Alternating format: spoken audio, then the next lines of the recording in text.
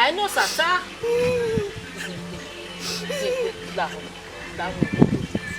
Emi amore gare what is your with you.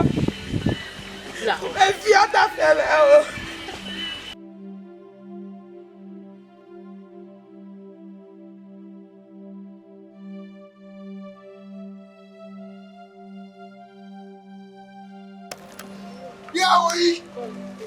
Biao! Ya no sa. Biao va sunu wa otebebo. Otebebo ya no sa. Biao va sunu na ya no sa. Wa sunu da tebe. Omo ame gbe e ba o gba to tari. O me gbe. Ona wo ame gbe e ni aye di rie ba e di na we. Ikeri e ba e de ku o gba re me do wa e wo to de o to. We ke ku o gba re. Oh! You got your tebe. You know what wanna get when you never wear? Or wanna get over in your wild cookie? Or where else? Who barely? Eh? You tap man. If you know, that's all that I am going. Meeting the region and then you go where and then you show them. Futia. Why not get a cuckoo soon, my bed? Why, if I go bed, what bed? What can you win? What can you para yo? What can you win? But I don't be here when I get to it. What can I say? Eh, you'll be more well. I'll be well. Hey, my friend. What will be your company? Whatever you want to do, the fact one of your the fact one of your name. You're not here, okay. And then you're where who are better one leg. Oh, who are your guy? What is better? I'm a bed. Pero já morri, e não sabe quando a mete o que é agora, é e after way, o que é mano, e after e a will be bad in your me agbe kame, e nu ni ave gbugba so bi ju e, na me do ahamo bi ju gbe, e be yo, asenya ya wi ya tulo. O we gbo bi je me ni, what to me, una do ri obi ju e kepe. Je go mari no gbe, bo gbe, obi ju la keke senu. But the Lubara will back here. Do why me go but don't even why I don't open Musa. Yeah, with a better here when you do him no soon. You home any. I'm coming back. What say? What where?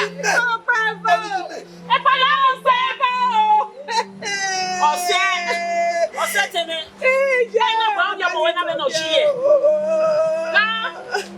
Okay, I will do. Oh, now you tell me. Let me tell me.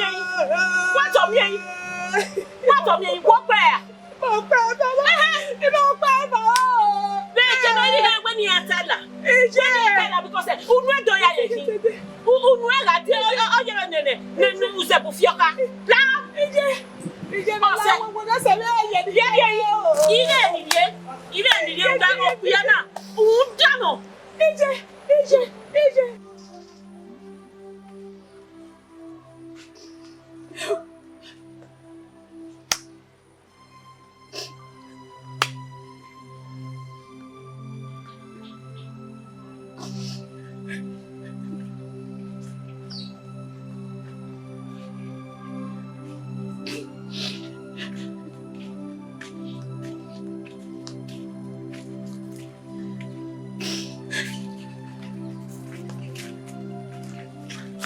Oh, you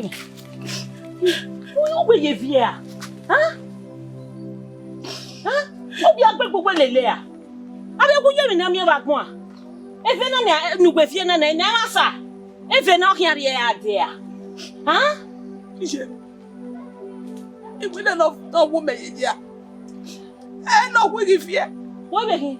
Oh, make you mention. Oh, make you mention. Well, come on. Boy. I'm going to say we more bother for me. I wear more bother for me. Where? Don't know he don't know what you can pass him when you wear your not take very on. Huh? They don't know even where is to sell a No, Baba. It's my Baba. Yeah, we more bother. Money for no idea what if I went on the Talican measure. When on the time, Mania. Nia ever not use a cakeria to Zamimi. Nia Naka who walk back. When he had it. What do you anything? If I walk away, come back, Jenna. Walk away, come back. We now be going in Naji. Umaria by Rudia, we are walk but from where many may eat man near the Siameta. Yaya Moe Akeke, Nilenu. Dear, he we are there, or Barry Hanos, and about Fionia or Barney, when he had any other nomota. Well, what Cordure, Cordure, we are qualified.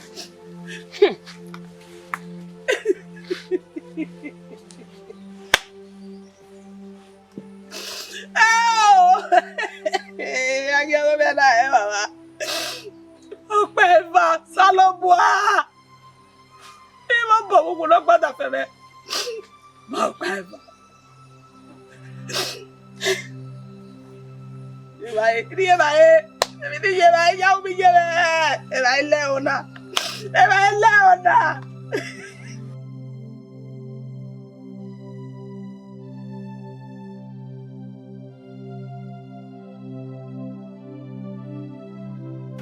You know, sir. I went up Benin Water, or in the water. And you look by your top, and you look by. And whenever we are only a meal, we do fight. Look, I even when you are here. Why the attack? Munda wumeti Benin Joton warrior. Then they are coming away. Among cracker, Araba on Mel, yet to carry a year like Yawa. On a day, you want out. Why you win them at bed? You are not why you win them at bed, a team of persona, or say we are supposed to get better. It won't move water. Make 1 year or so when I'm moving to you, sir. Italian, I see Captain and the only time, baby, every other time away. But when he kept putting on the no heavy and no decline away, away out, Waggy, Aqua, oh my better. Sorry, you are. All you do, you would. Second or dinner guy. Second or what dinner? I wait, can I Yahweh? Or a kilo dinner. You was going to take, or General Catman, Daddy.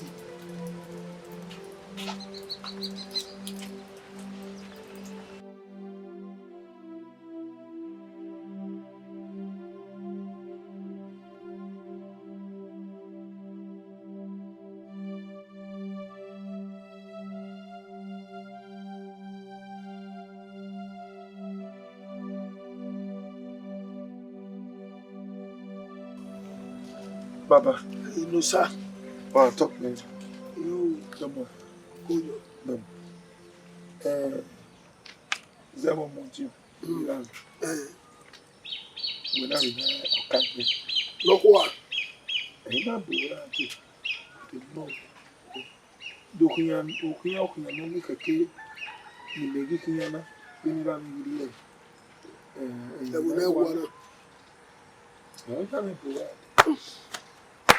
No sir, we take here. We take what you want to do. No so no. It cannot go where all you and I me how. Yes. Okay, can you do a vein neck be man? Or Gilliam, just said me here or who knows Jerai or can do vein bonny. Or that he vein bonny. Eh, my neck back in the farm where you know I am going to give you right. If I knows Baba. you, He get it without me. Okay, to JB. O mati e pe do wo pa kan ma lu oni me ni je me yin dan yin ma we o ma me ro pa no te mi je me ko oni e ya se gbe okay wu na o ma ta ma me de le ba se be ma me ya ji we je me aga me e mo gbi yin me be Oboko e mo Oboko ma ni bi e do mo gbe e ku bi awo o we ni ruweji ni we ga you bomb you mure obo kan mu we ni pa ni you dai o ye ni like one iju ma kan mo be ni ra ya wo o ma kan mo be ni ra ya wo no sa ta ma wu na e bi na ta yo to okay bere na mi o wo ki ten no se be gbe na wa u da mu ra yo to eni ma ne gbe ka egbe be ni ju ma na ka do ven mi ne no ven ne gbe ma na ni bu ye gele mo o bo be u no gbera nothing. What up around now? iya ji wa gba e ro da What o ye na mi no sir, move. Then na mi we nwe omojo ne nwe move. Tama when wa ka mi ju di ju no mama wa na tama no do fen boy of ya. Di ju na gele egbe o ti egba ti egbe jame. Iju gbe to boy no gba to egbe jame ni. Ana ma wa do fen boy. E ulu lo ka bu ya fe. e je na egbo ma video Da mwera yo to. Wa bi ju ya fi egbe ju e. Wa ya mwera yo to. ba we iku me wo we na Yes, because women nwe. Me ma be ya yo ti mo bi we. o me serio na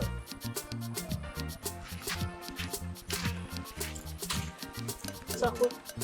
Uga kede. yo we wo do to se na Sakwe. O ma ni eni ropa. O wa le la bo se we ke gbogolobo le le bo kin e o wa en. Dene ni kin wo. Wa no ni no kin. Ya gi bi eteme. He ya wo. Ni ya redo. Iya fi go gijiyan. O ma so abi yo nde nu gbe be ya ri edo nu gbe be mi e na fi go gun e. Wa gbogolobo le le bo kin. Ya gi bi etun e. Iya redo. Iya fi go gijiyan. We be ta dokpa we o mi la re o ja to tara si yo. Nu iya bi mu mi are do e. Ni me bi a fi go giwe. Mo je do ma mu yan kan. Gijiyan mu yan kan. Iya mo na me ko no se yan je do. La gwa nu re be me. Ya gi bi etun e. Iya redo. Iya mo na fi go giyan. La gwa nu re be me. Do re be mo ko na I kama we na wa me gbe me. O ge o wa me wa gbe ko do ni. Do re be me. Sakwe. O wa mi agwo na u do do kwa jare. Wa mi agwo de. Ba ni uri be na. Ekenu jonu nu na ya gbogolobo odo. Gbe ni ari ba enu e. Deri ba eni e. A landlord. well is the carbon age ta iji manu ino ta igba eyin wa no ka gbe ya ife ino iya yige ogba to e ogbe mi no paro ije alalu no ma kwa because that me ma ne ka gbe na wa su kan jona ma o enu gba etewe ni amaji iri obojo ze wo bi eyin ti iri obojo ni enyi meje enyi je meje men omo ma ye ko ki e bi ro pa ma we ma de igba ti e te re gian me ije le anzen so she's free to do what she wants to do. we be tabiri Yes na we no ya we ro pa you know one ugi mani ya make do mo se ile na mama bo we mama mi o ko pian be gbe ai wa gani ya wenu fun and then you can't baby the how you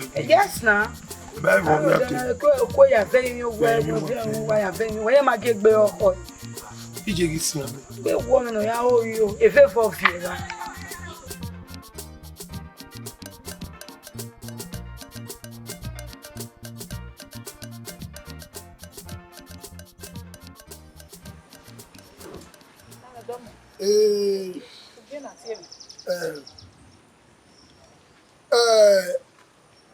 You know, sir, emiti eweba, na igwe ni kama wewe ifieta ya mugwe, we mo tene no ya wana. Nuegwa o we ufe ini ne ni awe, nuna fe ini ne ni we wa ge we eri akpo bara mai go we okuo na phone, okuo na taida mu yin.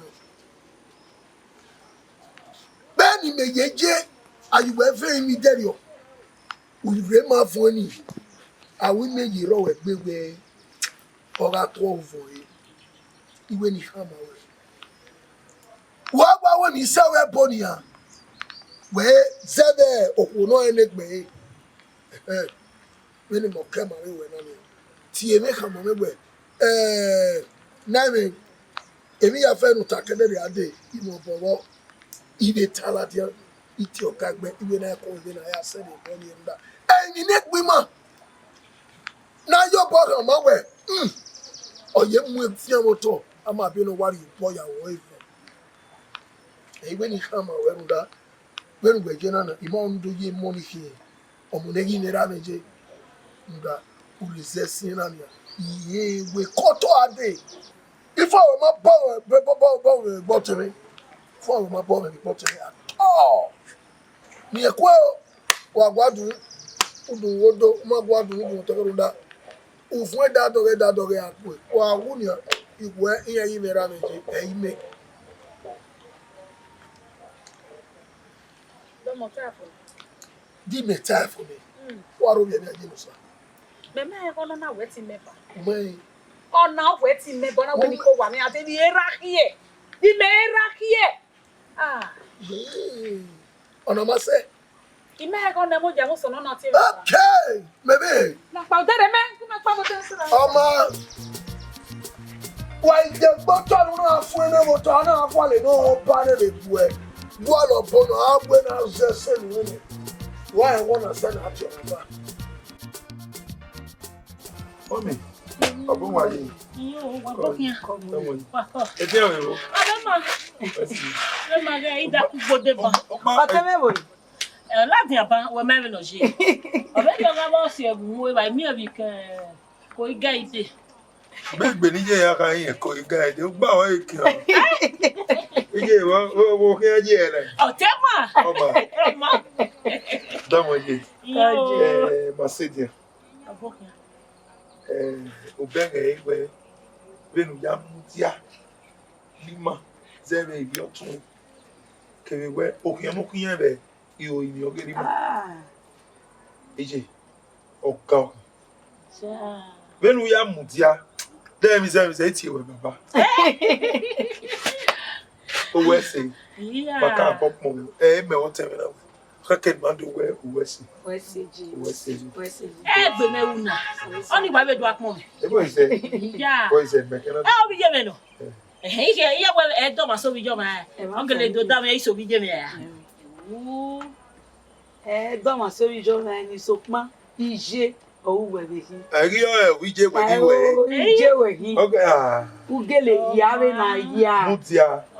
Saloba Adeba wẹ̀jí. O ma bẹ̀rẹ̀ ne ne meso na afini ma weko. Suya ne duligo viola. Ìjẹ́ yá. Okay, me ma wa le bẹ̀rẹ̀. Ìjẹ́ yá zọ́kọ̀ wẹ̀. Oh, Ije, bàbá ẹ fún. Ije. Ọ̀pọ̀kù. Dega mi se very kata bon e ati we baba. Baba ọ̀gá we.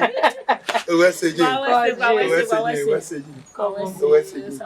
E mana we ma to mo mi. We se ji. Ije. La ho. Yo na mi. Devi kele. Mi no se na. Da mo ji. Negedo. Mo ta sano. Je Mario wa.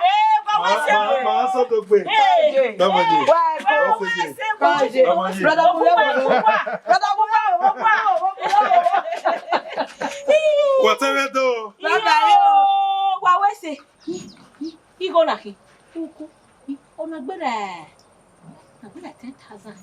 Uku mi. Ibi ka no de. O do arigo ni me. Uwa ma o. Wa wese. Ore bani a o keri a do me.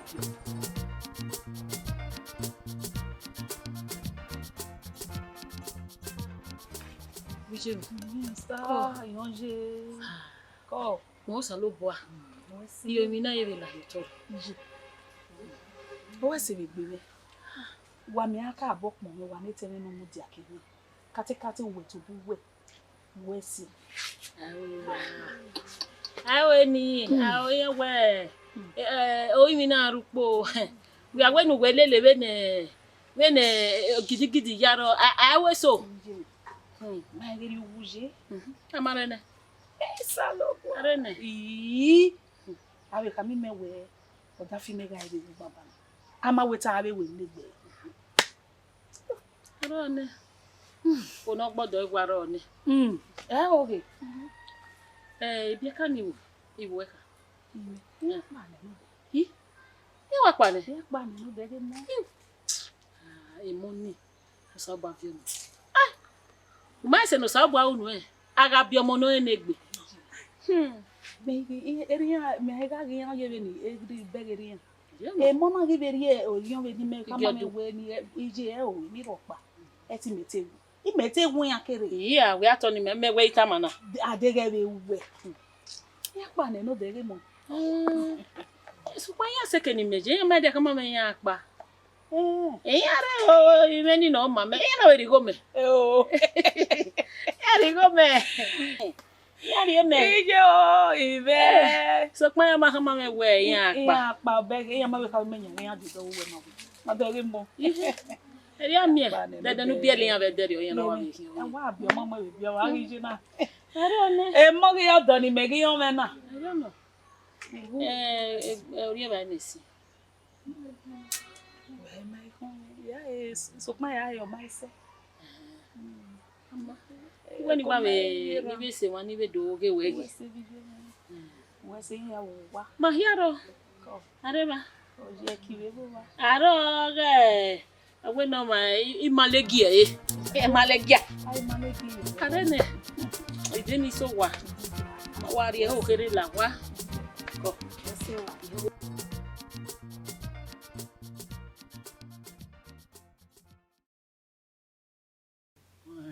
Sakwe, ma wá ite jackpot.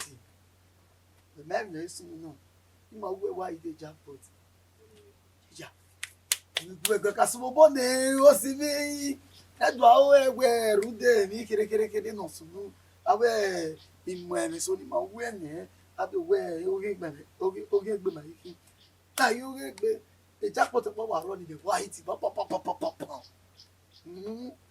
Na na we mu mare kan ya. Ah o mejo. Nigerian, one na very legit. One neat. A business of power raw. Business. A business. Business. What one you? Bibo. Eya ma. Eya wa so bobo ni Business. But I live me on one day. Ah, okay. Mo sa lo ba we say. The business no. Me ka mo be na. Wow, Urina. Uma e usa polo no re, No street na. E no re barinha.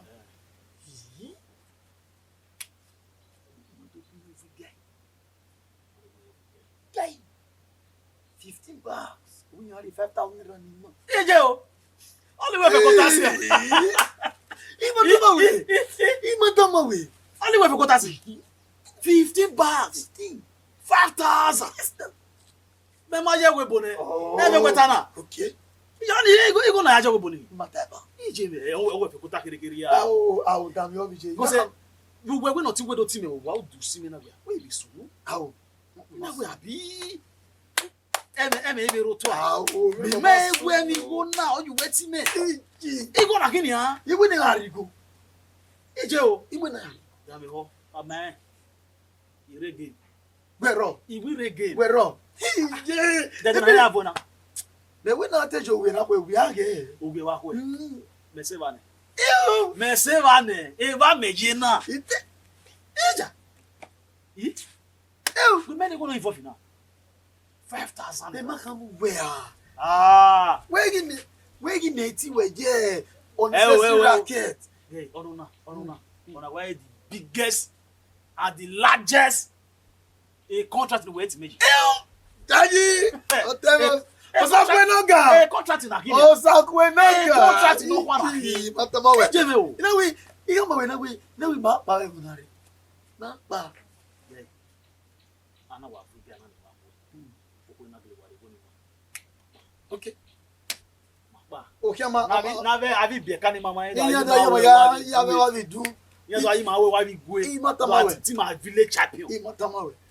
Edere jemegwe ni yage ave bi teme beto ni yage ya beto riyan se ni go gijiyan gwe mamu mejo abula igo na ware. Okay. Okay ma ye. Apa le wona re. E wona phone. So follow ko ni rigo ni ma o ma Origo ni. Oni abi eme. Ma e no wa su no mi aka wa ni ego ne. E wa mi ego na fe mu. Wala. That is pay before service. Yes. On air service before pay. Well.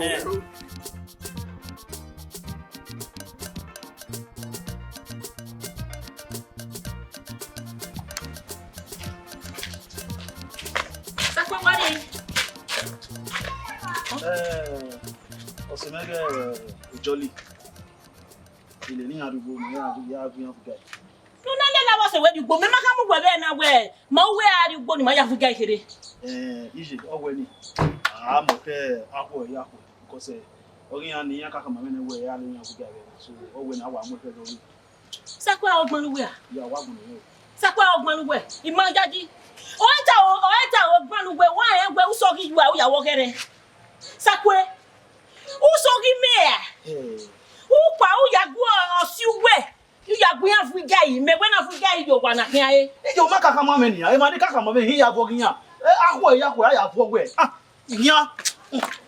Sakwe.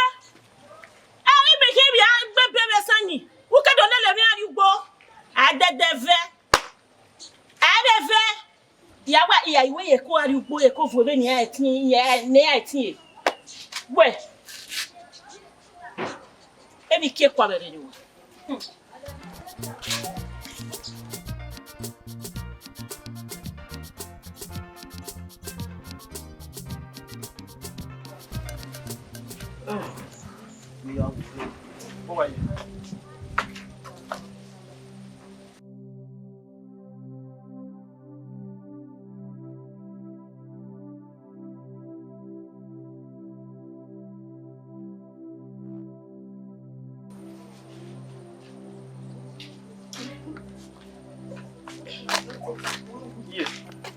Second what you ero male ba kan.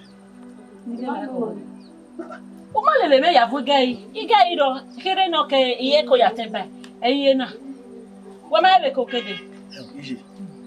We na won e bi bo dio ni. Wo pa na ri o ma ri ba kan me. Hey. Aje. Una gele tembe. Wo pa na ri o ma ri kan me. Iga no ro wa to ye kere. O gbe be ekenu gbe jo to nu na vugai nere. Gbegbe bi ogiju gbe. Gbegbe ya e bodo. Oni o ma gbese. O boy vibi. Ije awune ni e. Ya ri ba e kan me ni ya tembe. Ya tembe ni awon megbe meje. Weme o, weme. Who ka ti gbe me a? Mata. Who ka ti gbe me a? Ige ni we mata yo to. We ni me ya ni ige ni ma fu yo to. We ni me do ate back of we. 30 minutes ni ele ba me. Iwe na we be. Ekenu we na Africa e bodo gbe ye ba bodo. Wa kan buya ni ani ari ba e nu da. Kombo, I me pe potu ni I wa ye na lu ko ya ki na le fi to ba. Wa ari a. O bo vibi. Iye dere ba me. Ide unda ma mi omode.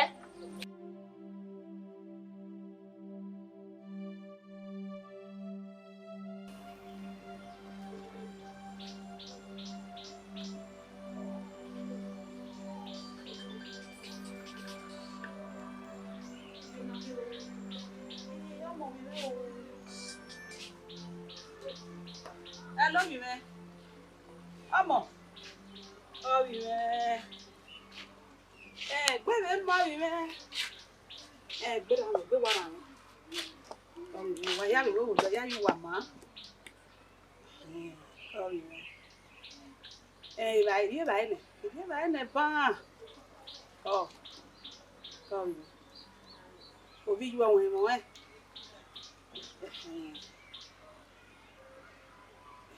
Ọmọ mi mẹ́. Ọ̀la wà wá nẹ́mi gbé mọ́. Èmi mẹ́. Mata mi. Omi ya do mo go yo. Mata. Wo sa lo boa, sa wese. Wo sa wese bi me. Ibi lo keke no.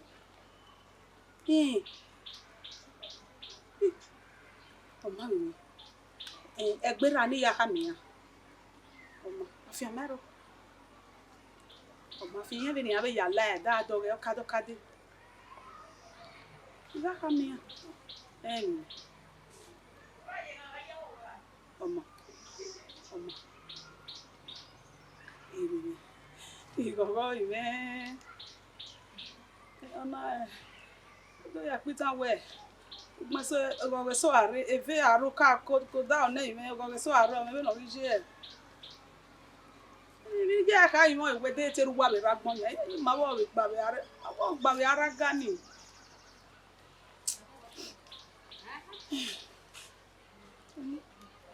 Igi vie ma be ya me be jere na vie ọmọ mi ọmọ fi mero ga ju we ni fi ai ga be go en be ni aka ya go en ọmọ mi ọmọ o la a ko enwe ma ago tori o we di o ma we nya we mo pan gi no eru wa gi ro bi me la o ma ọmọ mi wo bi ju e do me o wa mo bye, ciao. Amo.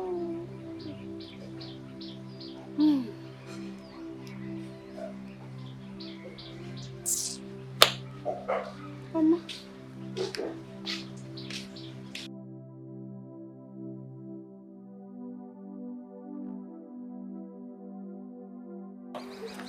Fa domo.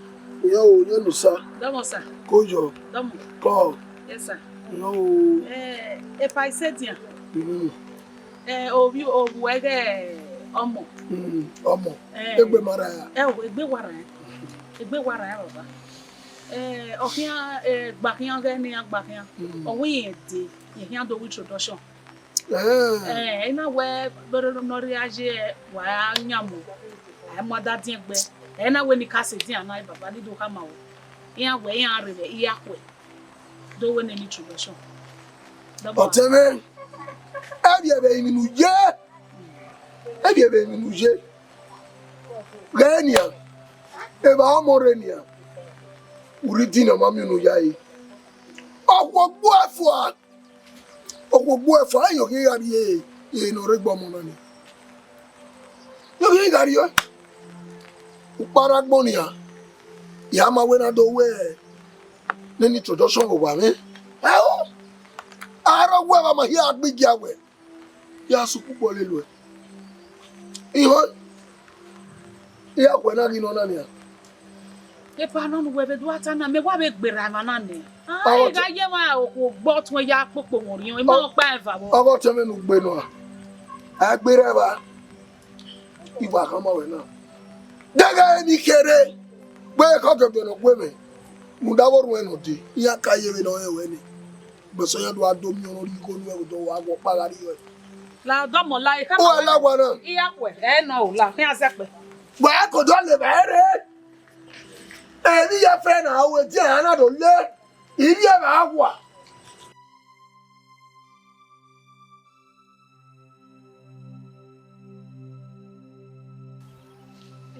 Iyo mi je.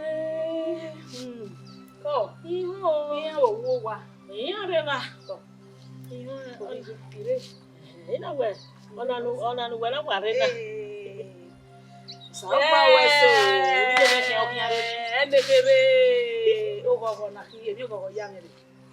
oyi me go mo o tie me no bi o wi yan re ya ko ye gba kan gi o mo gbe me no do ya mo do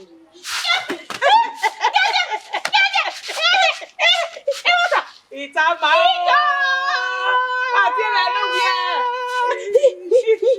No, ma.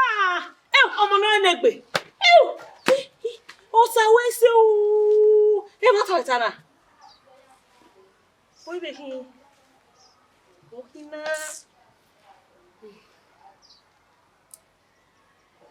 Mi o gogo na hin. Wo ina be o. Mi o gogo te no. O te na lo bi na we ya ka me. E te na won gbera o mi atuta ba o nya o. So kwa isoko ti da fe mega e ma fi don. E ba dia na ni Okay. O gbe ni be no ya gun o gbe me mo pa no video ta ma obo ma gege ni na po ti yin adeye do ti yin ra gbon e ma wo ti yin o gba o ma mo pa ya lo o gbe ni je mu wa o pe o gbe ni je ti ma se Mfua. Na we ma fi don a. O ni we wa be so ma fi yi. La ma fe mfua sa ba no gefe la yin we gbere o. Iya. Na kemi a obi agu awo amon ogbe. Amega gu awo do ogbe. Na we ken. I ma fi don ni me pa ya be bo na. Oyin mo zuo ni. Oyin mo zuo. e na me ma pa pe bi ti no de no do go ja bi na Iye ga pa gbo han gbo mu dia. La mo ni go. Nu se mo gogo na se. Gbogbo ma pa gbe bi ti wo Idowu. Are mi ọmọ nu guri e no ri ene. Si I ma fi don na wa kan o so bo wa fi obo de kon yo igbe. Gbogbo ege ogege gu ekon gwedu ihan hare. ehwe ya pa wa ehwe ya pa wa ni Mo fuwa. Mo ni ma fi don kan. O ma gbon ni kian. mo je me wese Ya wa. ame fe na kala o de na What's that kai? Kian o wa. ya se mi dia Oma. Ko. La ya be se wa. ọmọ la wo ke fi ma o wa Yo. bese mi are ọmọ Si. ya se pe Wa so gbari e ba e o. iya bi je me Ko. Ma fi don wa gbon bi je me wa vie gege ni ma fi don no zuwa. Ma fi don no mama. Ma fi don no dan no. Pe ani hin. Otis ogiwe fania. Oya ogigbere no do ya so ari e ba no ri ehi o ba pon. Zaga. Iyo timi. Sakwe. Mo ti wo. What you mean? Ọmọ. Ke obi otere. Owo ori odo re. Musa. Mo wo sa. Sakwe. Ya go ni make Musa na ohian ri odore Sakwe. Ọmọ gbogbo eye gbe wa gba hin. Come grace be destiny. Open ya ba hin. Iye ba opa ni. Eye mo no zuwa ya. Grace even destiny here opa. Emi no ji meti uwe igbe nu mu oye magbon we. Meti uwe ba. Mo oye magbon we. Benu we na doko no lelugbe. Doko no lelewe. Wa gbogolo bo lele o ebokian. Ami no mu. Mena do bo we ya wo ko gu wo bania. O we hen ye memne yo pe we ya wo. Me ma be gi we ni me ma ka mo ti mi ari oku. Me ma ka mo ti mi ari oku. What ban we otun obi e kin ari odore. Eri we ka me pa. Okay de na ke we hin ya we e mo ko ni me na. Igbo nu mo oye magbo we ta. Oma ya mo awon yo. Iye no sunu je wa de ban le ba odore. Iye wa de ban le la e ko se otun no. Otun ye ki. So no sunu ebe ebe ugwa ma me ba ebe wa. Uwa ma we gi wa gwari ba. Uwa ma emi wo ni gadugodu nu wa bi yin we. Wa bi mama ne nu kan mu ade wa ge abun ge gbe tu dezi. Sakwe. Ye. Unu we ya gwan na iwe. Because yen we there ya lele an ma me canopy ni be lele an maga. Egbeyan ke be rese be ya gbin bayan. Oja o. Ya gbin bayan ka ma we ne there ya gbin an maga ni canopy. Egbeyan ke be kedo rese be ya gbin bayan. Sakwe. Hey! Ije. Bona mo. Oh.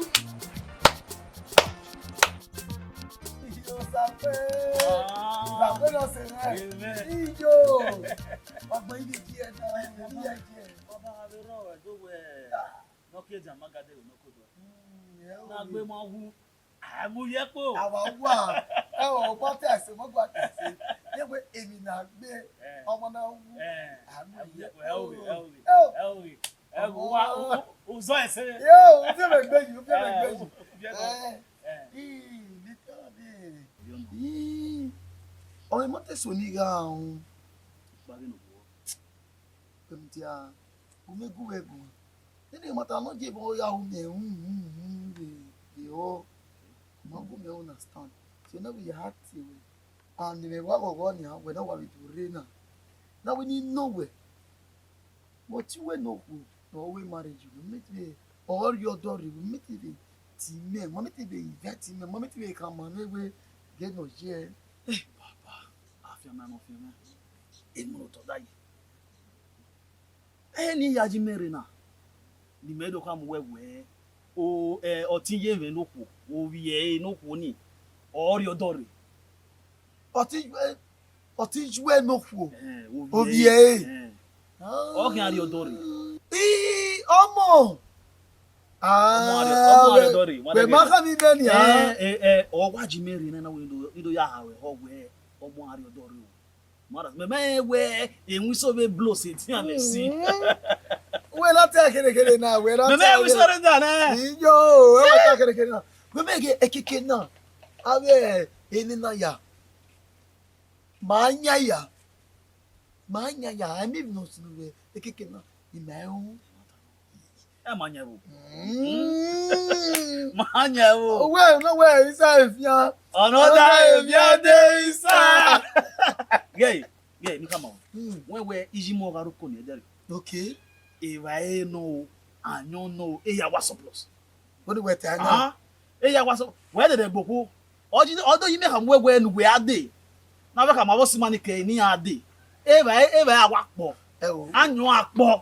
Any yak more. Mudia. But what he tell me yana where if I are more. I know any yak.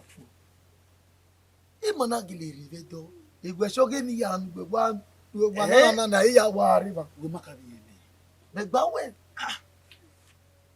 Iwi je mo rukoni. Go me make ai. Iji mo rukoni. Okay, o iji me wa le tore. Me wa vie ke wala fi le bi we we. Ime o di megu we na we. Edero ni ma wa river life and direct. Tiny. Although you make am we win wa dey. Everything day. Everything surplus. Inside Avia. Another Avia day inside.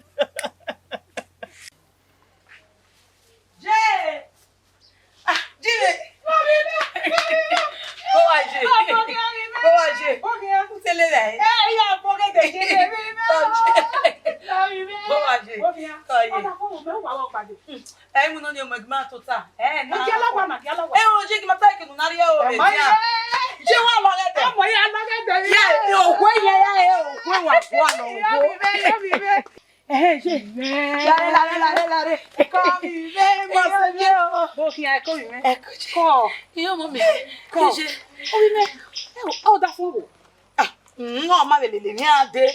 Akwo de na. Akwo e. Ma ike mo gbe ko no gba yi me ya de we na won we mi bu na ma ewu. Ama e de le mi ba ara gave ya na ya so. E na we ni me ka de ni me do amo gbe yo to. Ma make na do we ni ya ka yo to ni. So akwo e yan ade. Ko je. Ko se me. Otun e wo bi ju e. E na ewu ya de. Owo yan re wuta na ma ti ewe. Owo yan re wuta. E we ma o ma ti me.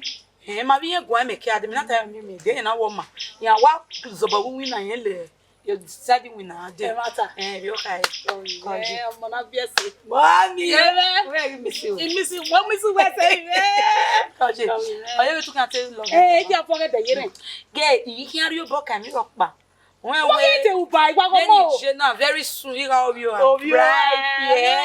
yes so oga Danny we are so wojo akikoro Oro. Dero no Maria kia. Oma. Ya je yari la maide. Ya leme.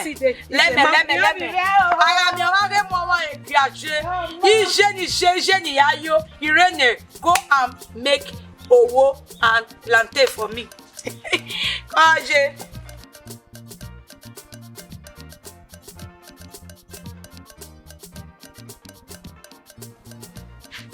Ọmọ. Yo. Ọmọ. Okay, Jerron. Babe introduction. Any ade okay. Mo no se me ka kolu we be sina we me are rere. So abe mi no ka keni madele ma bi je be idole ni. So if you yoga pa ka gbe budo ni. So ni ma be ke ya le ba mi ro ni ru wa. So e dia ma kana le ba mo akia. Okay. So very nice. Agwa mo ko jo be. Ogun wa to bi.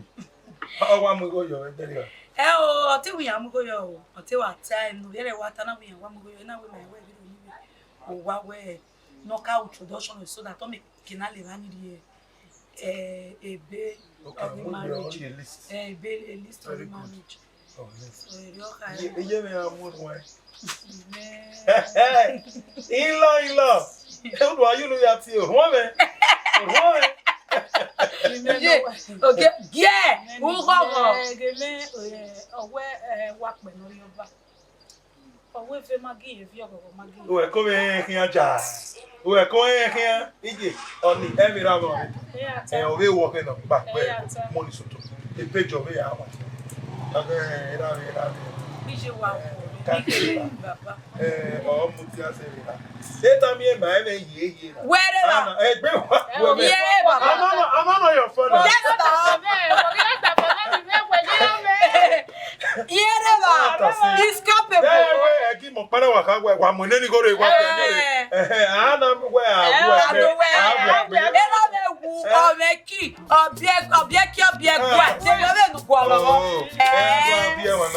anyway, also my chance money only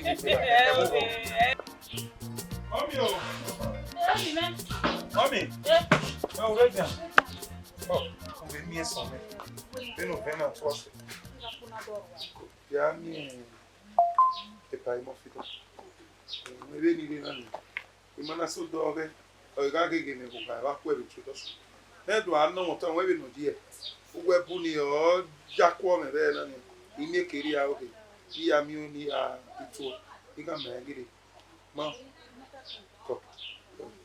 Mami akwo mo ni ajo. Ito eri ke to ti. Da yo nu je mo. O fi ngora. E je ba ku e ko ari ni me. We that's my mother.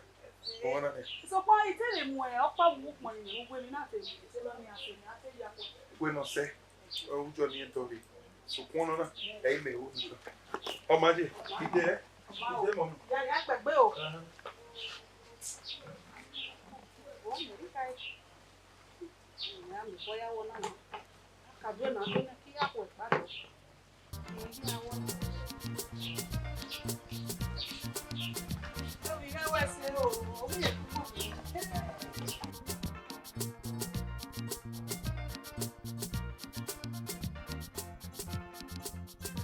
Ogijemi.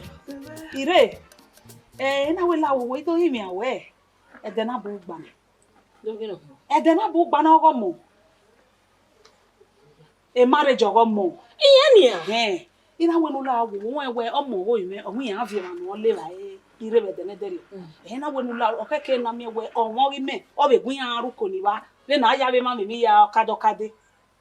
E we do mi me. Na we ne do se din adobe himi anu la gun me be ya iruko ni e de ne dere. Me no mo ka lo to we do yan bo wa. Yeah. What did I say? Okay, ni me to be me ri. Ibe do hama. We imada deri ujini jo. Ya ke nuru okay iri. We be ni me ya we mi me. Iyoni. Weti ata me se ba ni. We se. Me de ati akwe.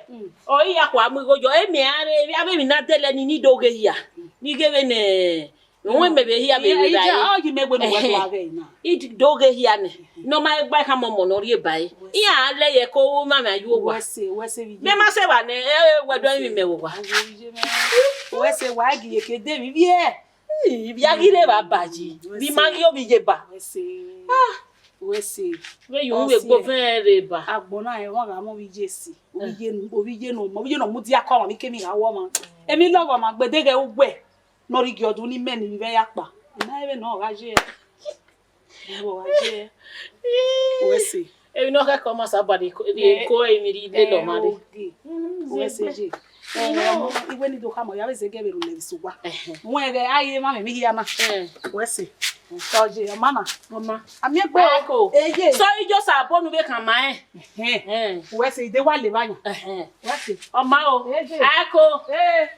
Oye me no. Ata mo ari odoro. O gogo no vai me be bege wo agbona. Mi hia eri.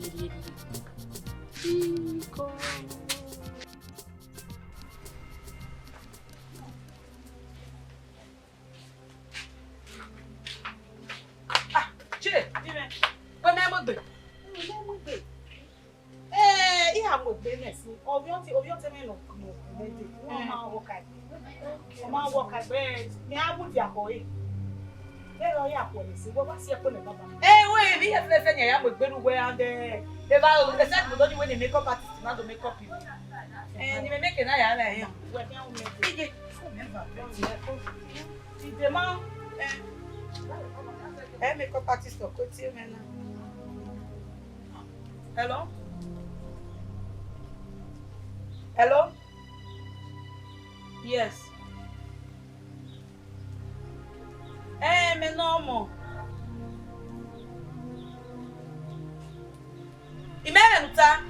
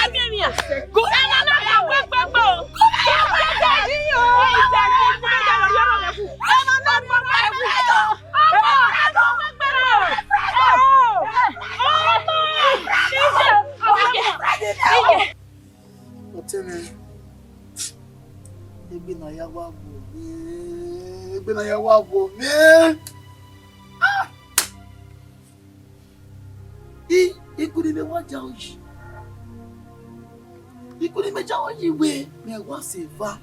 Yeah, one will take away, one will take away, no say, is say, or here, or you know, I can, at the limit, he said, it can amity, you can amity royce. And I do a hammy me way, or no, young. We are near, accident ode egbe na ya wa wo me egbe na ya wa wo me ma egbe ma wo we se ni e no wa di me se boy na even ni ni do se e o get west awa e na ni bibi e get west ya wa so one na me we jime ma mo ba oku awa be de one na ye o eme oku awa be de oku no ku awa be de one na ya me o ma mo ba re imeto bi meri wa ya mo ba re ya mo ba kibare every ma we wa kunne ma kwene me na wa tai na we ya wa se wa e was a la lo il va il est là because ya we e da ere ko anyi mi ti gbegbe ya so mi na do awo e ni wa la lo il va il est là no pa ni me ori me ka gbe osunu na we me ya mi da me na don owoni ori no wo we de bubu e bubu yi no we ni ajiba me ga be yi ma mo ba re me wa ri ba tare ti ga mo me ga emure ne no so wo bo imi amugi we wa okay we oni me ya na ya ji we emi bi avio ni me e ya ye gba hija even aya ma mu kwa be no buseni amiti mu kwa ni a obugbe oni egba mo na e ya ma e so bo ga o sakwe ga no wu owu ne ga ni ya osunu ne we no mo ya sunu ya ready amiti gusto o da agbon yeri ye imagine understand na o da o agbon yeri ye sunu ne e ga any wa kan wo keke ba no ni so when we about that now we ideology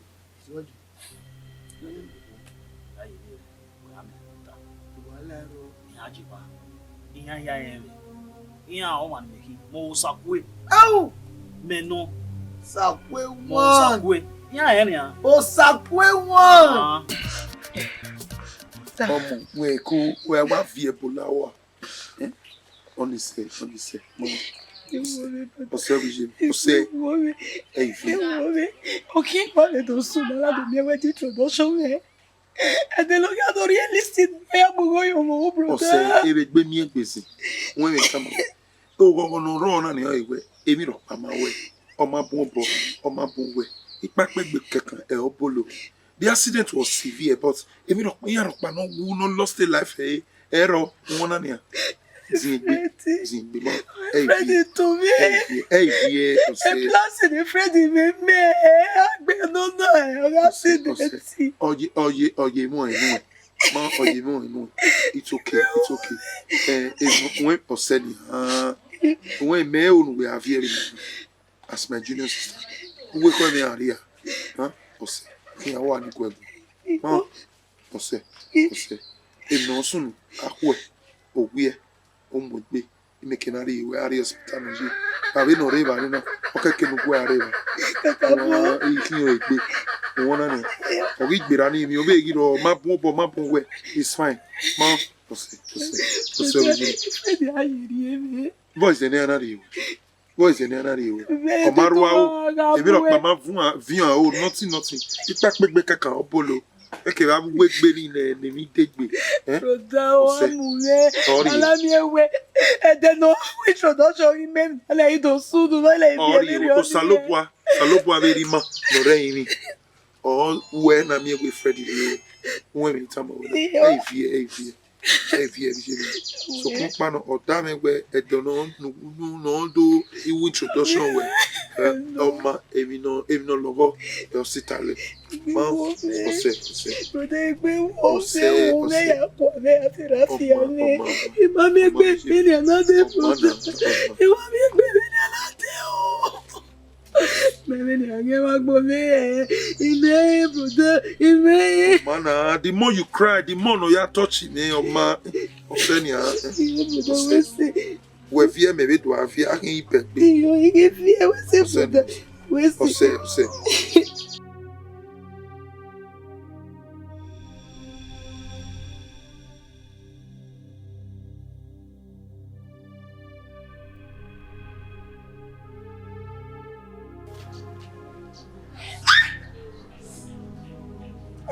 Oh, Balomia. Iya bosi. Iya so bibi. Brother Naza, igi dayo. Brother Naza. Amma waki. Brother Naza. Wasunu. Brother. Ana me jo basi. Brother Naza. Brother Naza, igi dayo. Amma ire mai. Ibele. Oh, maybe back I get this wrong. Brother Naza. Jay, yes baby. Ijewo. Jay, mama, yes baby. Jay so. No sir. Jay. Jay, back I mama. Yes baby, Jay. Come on now. Iku dey your hour. Sweep your PJ. No sabo. Sweep your PJ.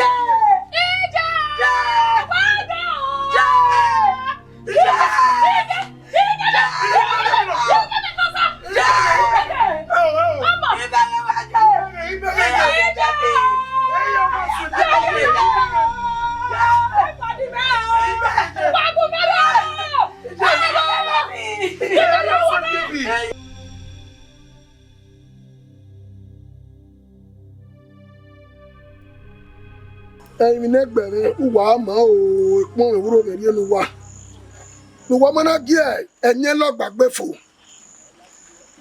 ẹ̀nù nínú ẹ̀rú nẹ́gbẹ̀rẹ́ ká máa wẹ̀ ọgbọ̀n ní àmọ́ ilé tí ìmú wẹ̀gù ẹ̀wẹ̀ náà dé nínú ṣe yẹn náà kégbì ìwẹ̀ sùn ẹ́ ọ́nì ẹ̀yí irọ́ ọ̀rọ̀ yìí ìwọ wà rẹ̀ ènìyàn ọ̀wẹ́ òun bójì wọ̀jì ọ̀yì òjì.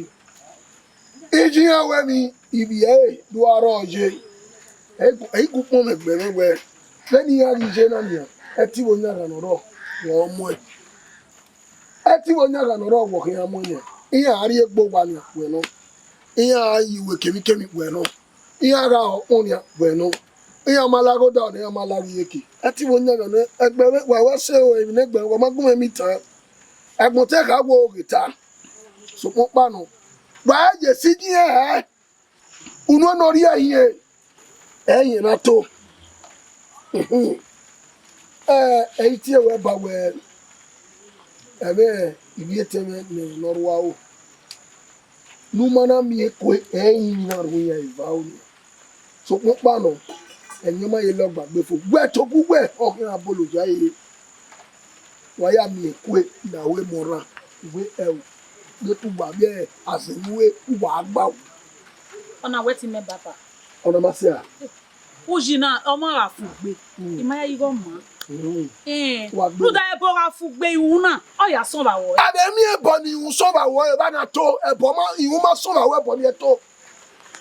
Ebe lu gbe ya mu e won da fi me no ogun na we megele wa mo bowo. U ma ye rabo yin me kuro pe na we ma ye la yin gbere wo. Ona weti me ba. Ona weti me ba. Emewe. Wa, owe ko deno bi egwe mu yi. Ima emewe. Emi la atenye ke no. Emewe ugu. Emi la me no gbe o kan atenye. Ugu no gbire dia no da feme. Ori ege no. Ugu no gbire dia. Ugu emi nu gbire dia. Emi nu gbire dia no ma kan e. Afi àwọn abagbon yo teme mi no do aheju ere. Wa ise yoja. Otewe. Asiokoba. Asiokoba. Otalokin. Owo ko owo kin dia. Omi ewe ba. Owa talokin oso owe iona wu ti yen ba o lawon paro na ebo paro nu ma mu gbe. Nene mi ni ekeni aje egbe agbe.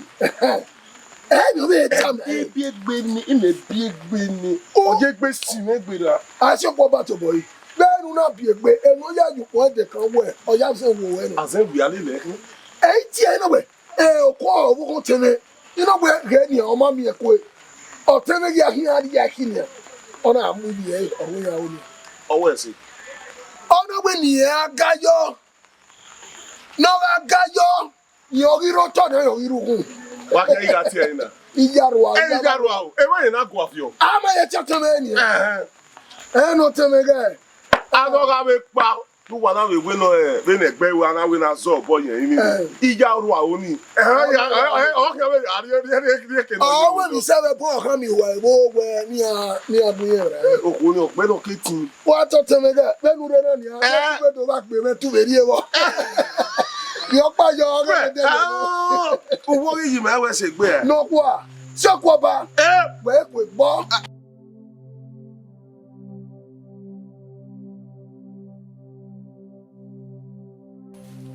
Obi Jeme. Be na kwa mi. Keme o. Iya. Keme bi Jeme mo paragbon na. Wa ko papa we labe. Labe. Wa le ko be mi o be labe. Mo paragbon. Jeme. E mo paragbon na. Mo jare, mo paragbon. E gbagbe mi. Ona na awun wa ji bi je. Awun wa jo na. De na wole be na jajo na jo ejo. Me, o ma bi me. O salobo ani me mu etinya.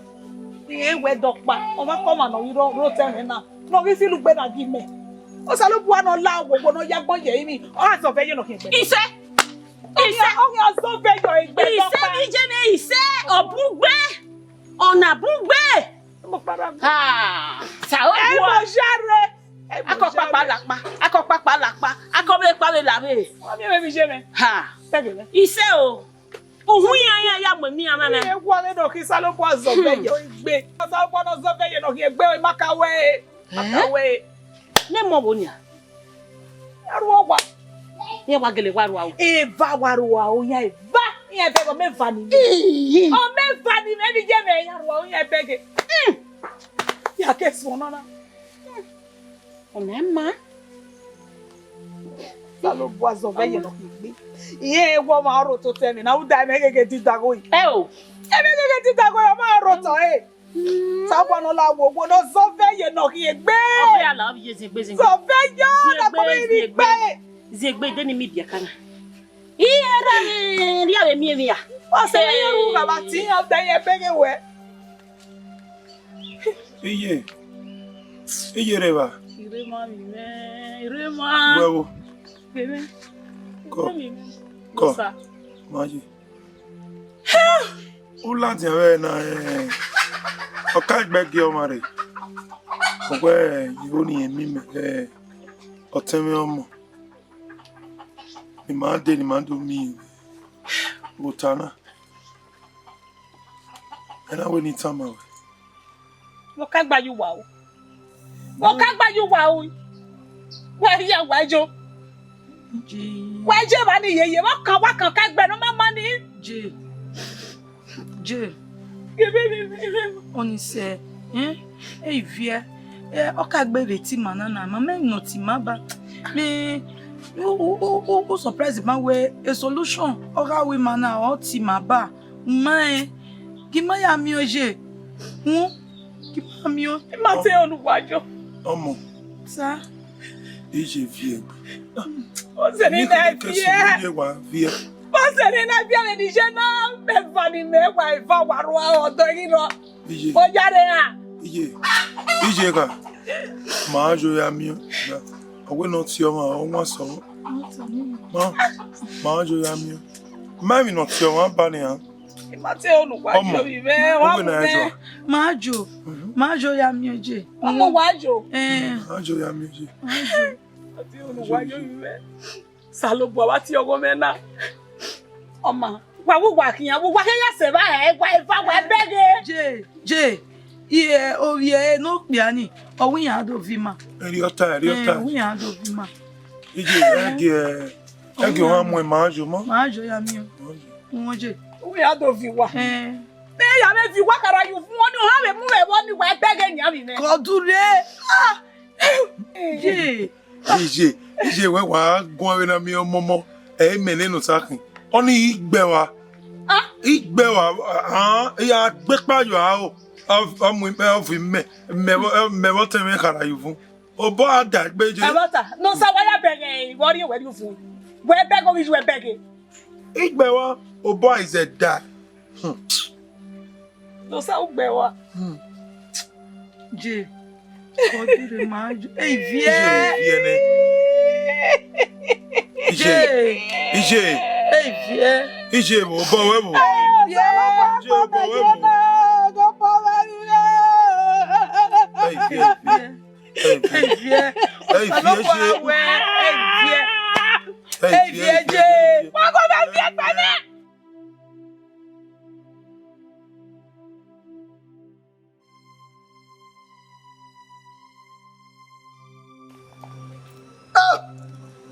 Iredia ati aye imire ado geno kero mama Redia ati aye imire na do eno keye mama awo kan li ye mo bi tase o mi me gboro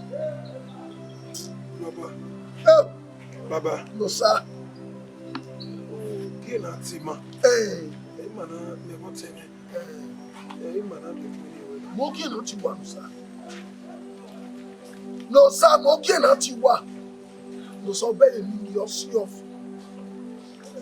no sa be ni me kan mo we se we you and dance wa which way I say Baba Baba ugwe ya o ni ya fe no sunu da wa na no sunu na ma ne pe ma jo ejo ni obi ju e abi Ije mi asen o. which way I say Sa brother. omo Sa. ọjà sinna yà sùn wẹ̀ náà nìyà ẹ gba wẹ̀ tí ewu wà bẹ̀ yìí ni ọ̀wẹ̀ ni wà bẹ̀rẹ̀ ìlú pàánù fún mi níwájú ọwà náà wà o ọ̀wẹ̀ ni wà wà má tí ẹ̀mí ní tàmù wà wà wà yìí ká bọ̀ wà. mà ní pẹ́ kí alàjà sẹ̀bẹ̀ nìyọ̀ wẹ̀ ẹ̀yà ní ju ẹ̀dọ̀ nyàmá.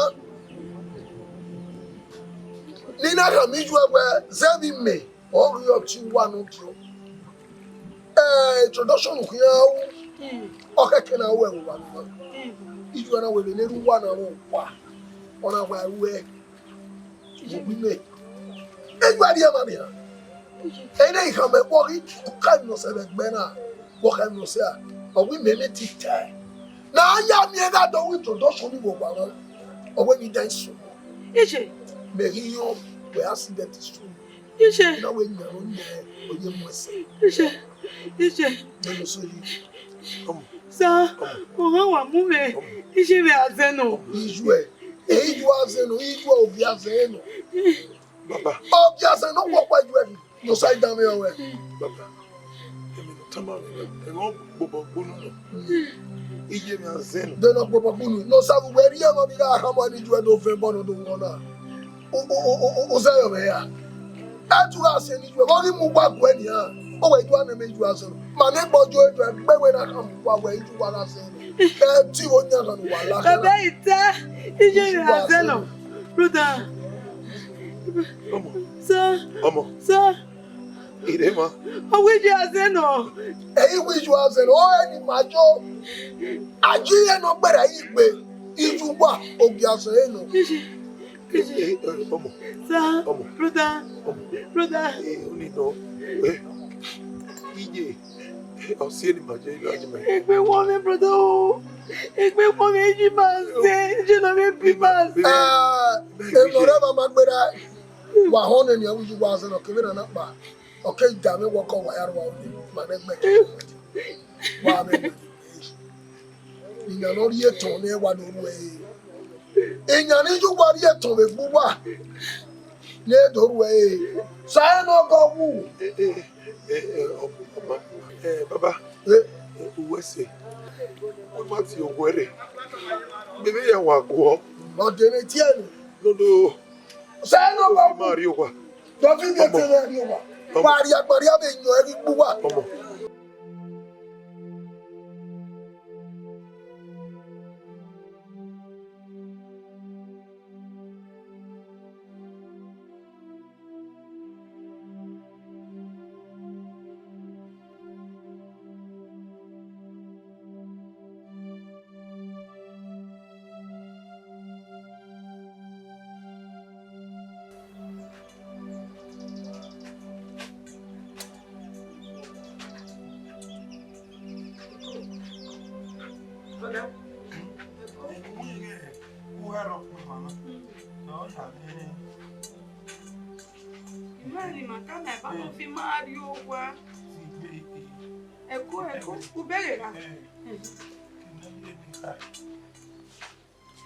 Eko, brother, Eko.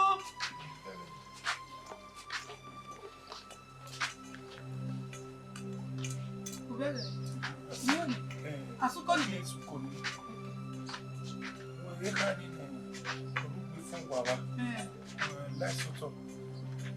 Eko.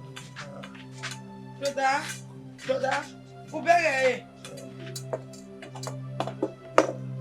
Imiso.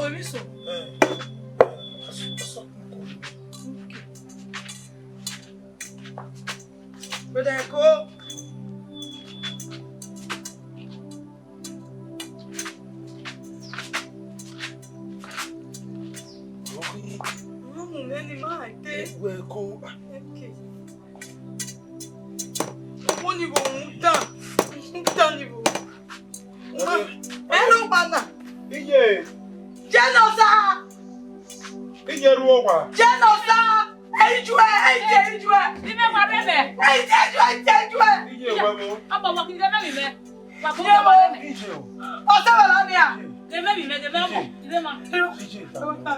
What's a woman I can't be married as with me? Huh? Where? What's a woman I can't be married? Imagine I was here. Eh? O just select my wine. What doing I carry at the No, sir. The woman I came. No, sir. I'm sorry. I said. I'm sorry. No, sir, we make it say. Iya iti ilo na ya so me ya kian vibe na ya fanya so. Ula. Iti no bi me mo se na je na. When you born girl in Eh o. you born your example. You born your example. Sikada. Born your example. No, sir, say you should work one. Ai ke boka No, sir. I much here where you not laughing. Where you born your brother, where? Amo.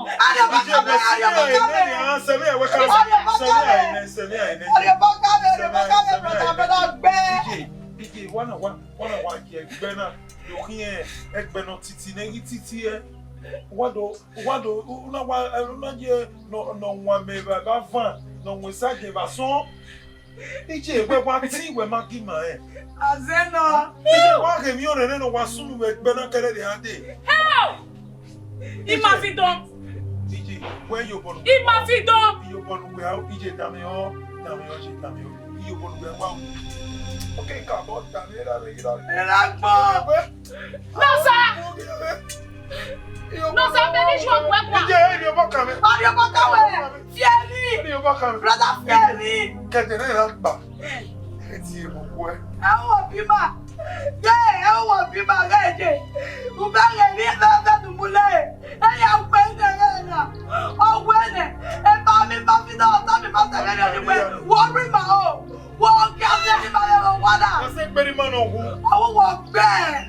Mafidon.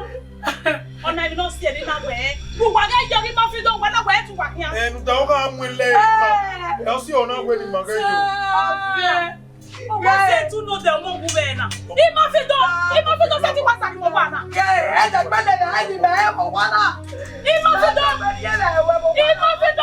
Yeah, Kunimafidon. I'm your. When I didn't have one. I come at our school.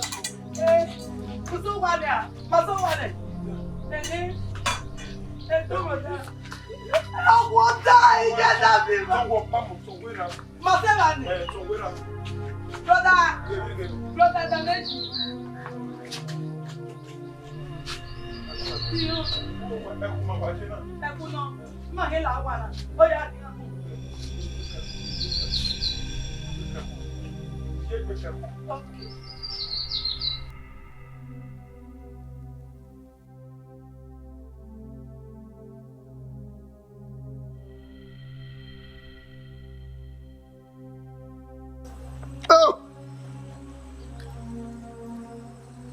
Unu ega nyoni do ya we kiagbe me kiamu mo ko bodo mu. Mafidon rema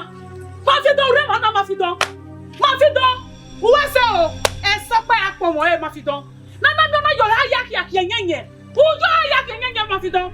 Uwese. Na mi ona nwe ona waje ime ko.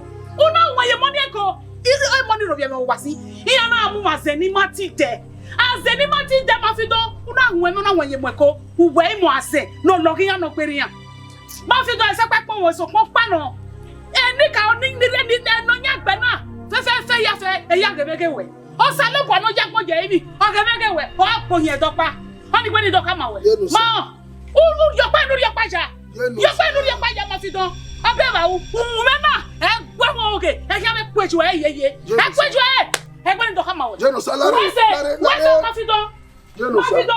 Jeno salary. Gene ma fi don. Ma ya dame. Jeno ko ya ko ko. Okay, no ki ba ma fi don. Opa keme ya se anyo yawo e. Era mi re. Egbe mi do taro ni. We pa love you. Jeno sa de go mo na tame iwe awe mi nu ki o ma ni o we mi tan. Benu we asena jeno sa itami wewe iju gbara senu ime we mi no mama. Bani ka mi we ni ku iji ara senu. Ajeno sa. Enu eteja na gbe benu wa re bani ha. So me na gbe. Eni me tabo iwe. Ah, we we no re ban me ni wa ri toto no bi abu ya you. Eba ni awa woman go. Degi me ne. Obija wa kan mi wewe ni ame won re gba se yin no pia. Oni me. Ma fi don. Oni me ma fi don. Wese. E mo ya bi wa o. So papa no imi negbe no salobo odedo ya bi wa o. Be mo ge mu yo mo una. Odedo ya bi we mi na tie. Ubi na ma no gbe. O salobo be imi negbe na ya wa o. E ya wa o ma fi don. U rabo yi me kure. Rabo yi me kure. Oni gbe ni ka ma we ma fi don. Emi no ni ari wa ni alo. Ya yo wa ya lo so papa no. O salobo akeke ni ka ni negbe na. Ya no we. Ya no we o ge mu ba na. Una ri amon wa. Wese e pa ko se pa pon mo e. Emi no ya bi wa o mo we de. Ọmọ ìtàlẹ̀ náà ibà mi ká máa wẹ̀ ẹ má yí afẹ́fẹ́fẹ́ hàn ní ẹgbẹ́ èdè ẹgbẹ́ bọ̀dọ̀ mẹ́rin ọmọ àrọ̀ bí àṣẹ lọ́fọ̀ kẹ́ńkì yóò pàwọ́ jà ó jà kó e.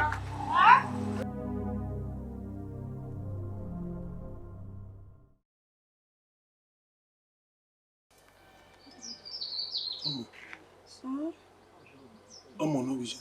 Sáà bùdá. Ibi agàgà mi. Pero me dio mano, bem homem que bem assim. Homem bem.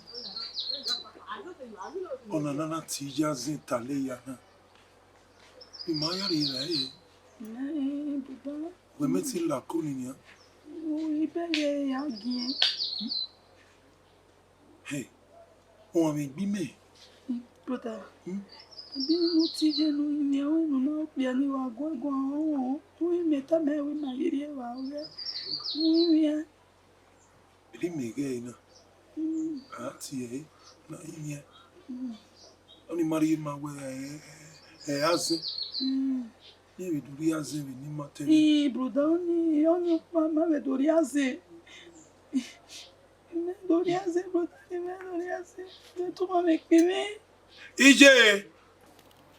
Yeno sa. Yo, aze. Ma wo mi bi ma we ate aze. Wo mi bi me. Bi me beje broda. Ije. Ije ruwa. Jeno sa. No sa o tie me. Meti e wesin ma ko ni e me. Je me bi me. Je me bi me. Ije wo mi bi ma. O wa me gbo wa. Ọmọ iya wo le ba iya ni la ko ni le ba nu wa. Ma eje wo mi bi ma. Wa gai. Ma eje la egui. La ugo je wo mi bi ma. La ma eje ma. Omo. We tapa wo mi bu. Ọmọ, orire aje enu. Mena mo yuwa mo biwa.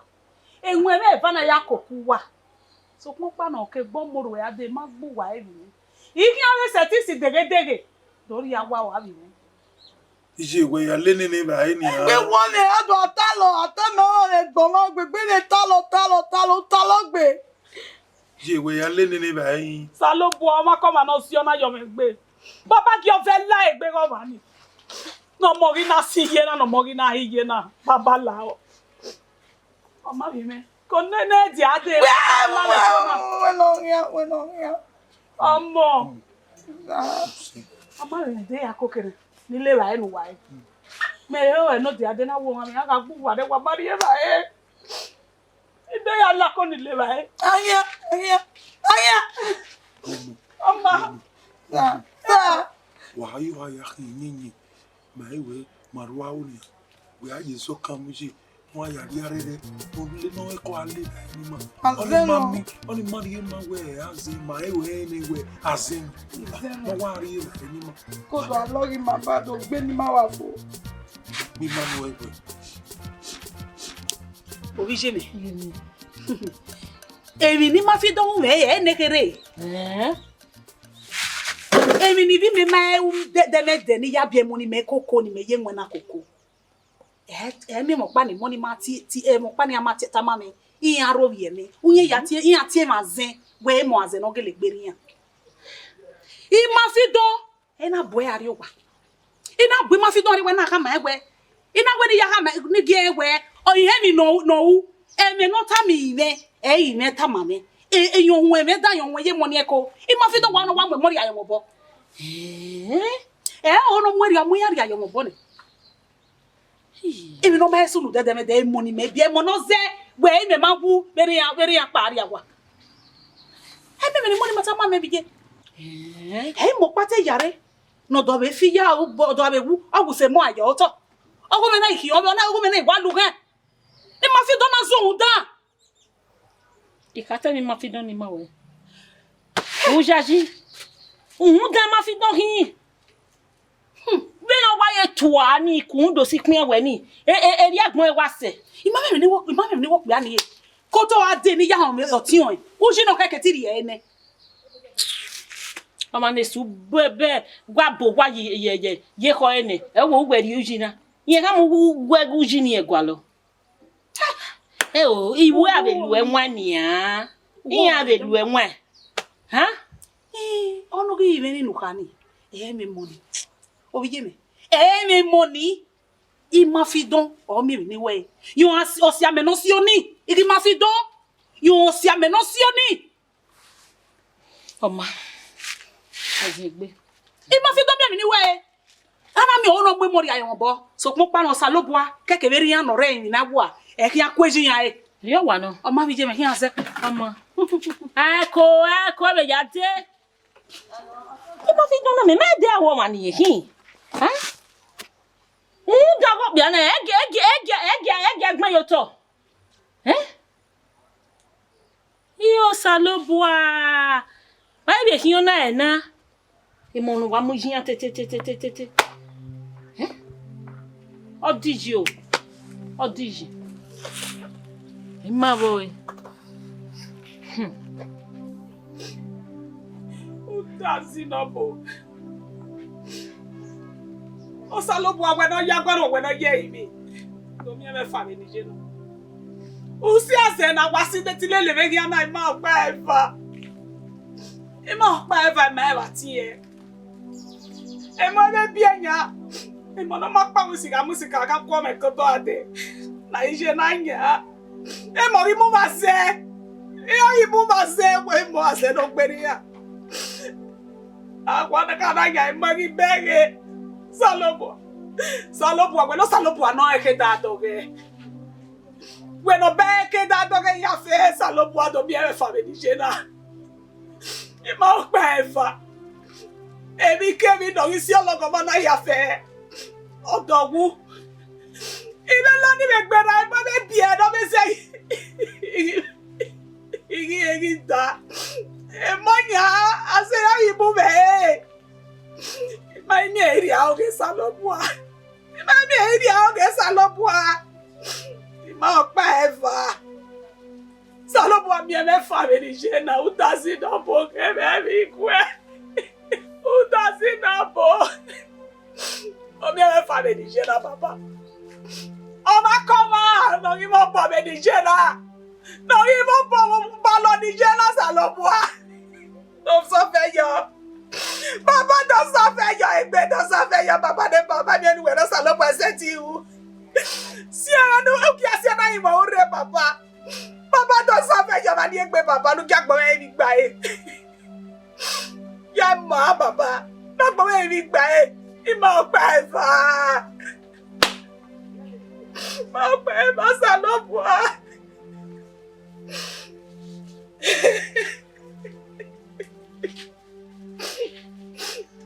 Hello. Baba mi me fa. So fe yo egbe ka ma ni.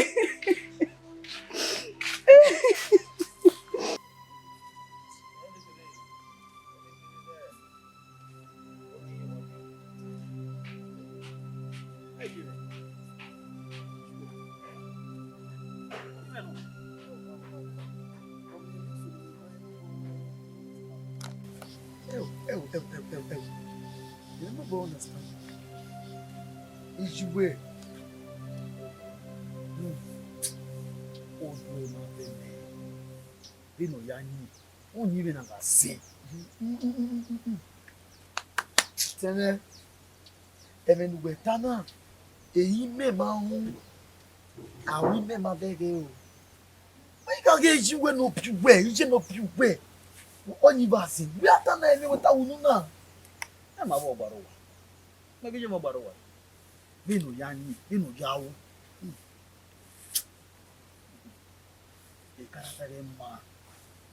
Emma, they character dog lima, they Gileazzi. They know see no man Muzebu, they do be.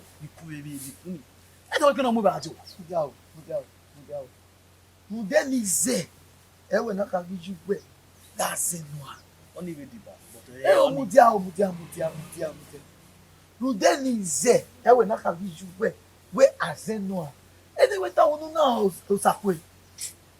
What makes you understand the king of that way? Maybe Jim or Baru. Emi no. O do ma ve me. We know ya we me. Only me na say. Immediate. Ejeme no. Sakwe, npa ni me o ni me on ta mo gbe. Eni me ka mo gbe we obo mero, owe mero, un mero, a o mero, e o me ma be won e. Gbe me tu ale me ta we. Iju we. No you we. Wa se no. Sakwe obo mero. Ma ni be wo ze pe. Ba le gbo se o.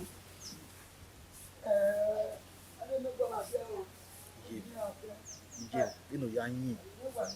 In the Yanni, only a zen. A zen, no. Then you are cooking. You may have been here when you're being. You know, oh, my body.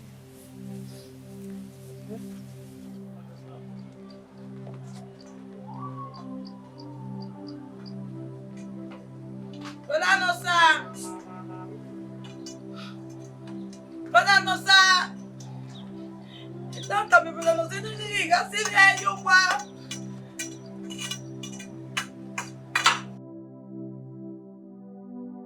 Brother nossa, habito vie. Brother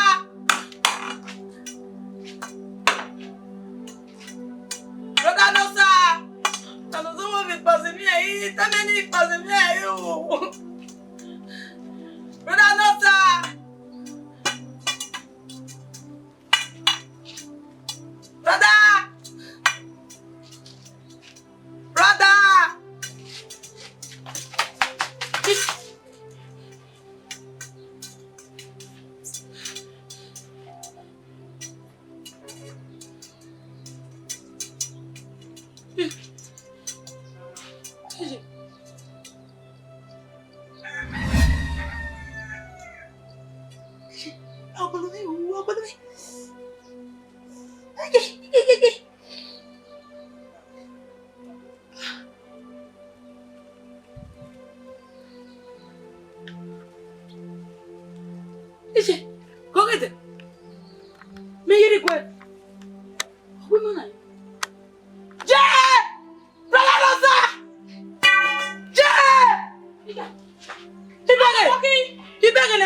di eso. Je. Amo. Je. Deme. Je. Amo bere. Je. Ibere we. Je ibere. Je ibere. Je. Ura awera. Ibere issue me bi ajo. Ku je gan. Je. Ku je gan. Je. Ibere.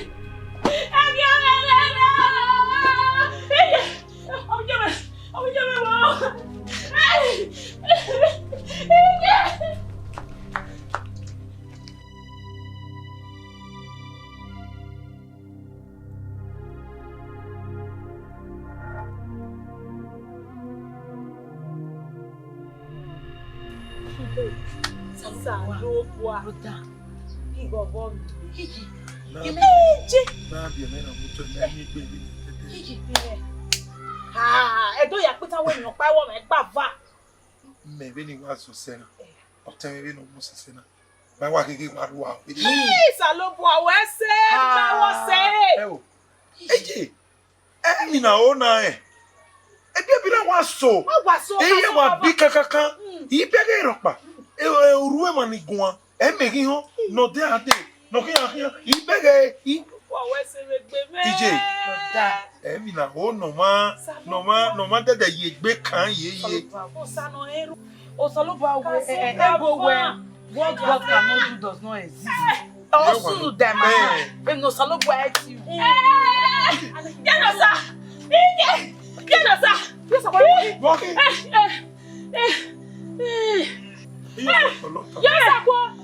Yes, akwa walking. Obije me no. Yaka. Ah? Yata.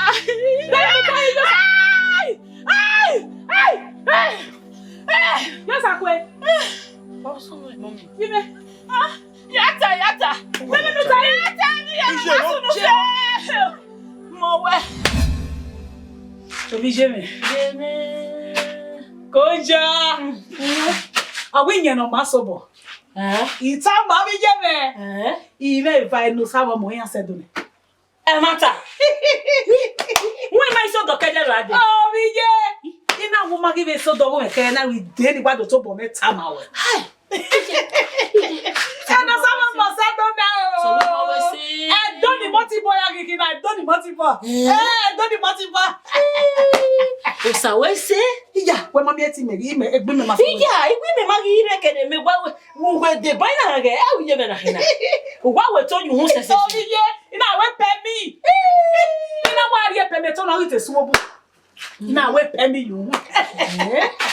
O bi iya wa ka ma me we no ije na me ni aladona. Ije ga gi mi eson. Obi ya gele ba ni. Obi ya ba ni. Me ge mi re do mi ije me. Ime na wa te pe lo igwe mo na. Emi re do. Ege we ya ri ogun me. Itama. Ni mo ama. Ise. Obi ya gbin ayeye. Ijobo na pa ni wa onugbe na. Ya. Obije. Na we. Ehi mo po ma eke na me gbe me ku ye me na ni. Se obije ni me we mo ese. No si ke me se na we ya re do ka ma we ge ni no se. Ya mame. Iya wa nya mame. Iya we ni ge jugbo kakabo. O ka me de gbe so zole vazole ha me ya lagbo. Me ya ge ni rugbo. Wọ́n na te gbere wa àdúgbò ye mi me ka de iya o kekere ba me wase nu gbo ya bia ri o bia ya ijanu o wa ja me igba ja no gbenu ke ba sun won e no go wo muse ya o iya ma o e ba ere ugbo age e magini ari mugume keke me be gboni de o we do me kini awin na kian o we te ni ye gbe o yi mose ya we me na wa dele o ri ri ya vie va gwe o bi ge ya da mo ti ogun mi ja lo o mi egbe afia mere wa bi jele gba mu kina wọ́n rẹ̀ ọ̀kẹ́ ìzọ́lé vanuki gbà ìyàwó yà mọ̀ pé zẹ́gun ẹ̀nàtà ọkùn bẹ́sì nà mẹ́lẹ́ ìtàmà nà òwe fún ẹ̀pọ̀ tó yàwó yà mọ̀ lọ́yẹ̀ mẹ́mẹ́mẹ́ ìwà kàmí ẹ̀nà ọkùn bẹ́sì wà gbà ìyàwó ní àfíà mẹ́rọ ọkùn bẹ́sì òbí jẹ́ mi ẹ̀gbọ́ ẹ̀dẹ̀dẹ̀ mà fíà mà ìyàn àwọn amọ̀rẹ́ fi yé bá mi bọ́ pàgọ́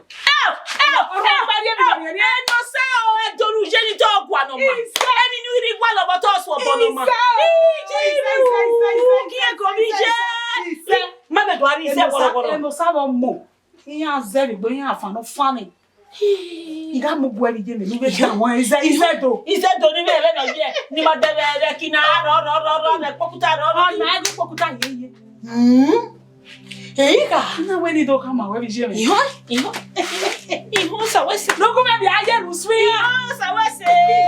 Menene. Sawese.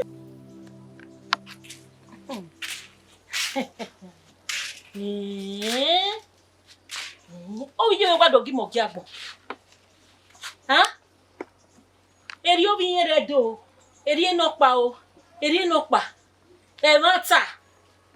Yega iwe obi yega ise fi go giye yin mu gbo sha ni menu gbogbo e bagbon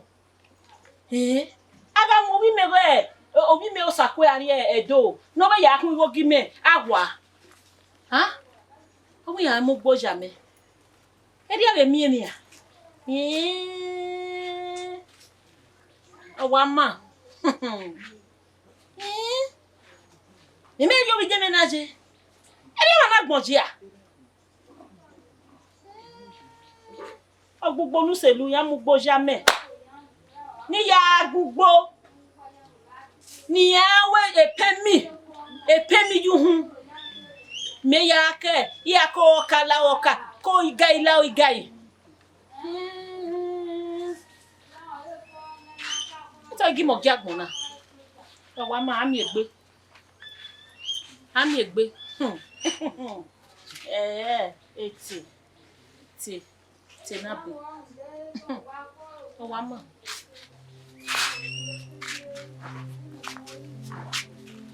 Omi, abun wa yi. Iyo, wa bokin. Wa ko. E ti o ro. Adama. Le ma ga ida ku bode ba. O te me bo. La dia ba, we me no je.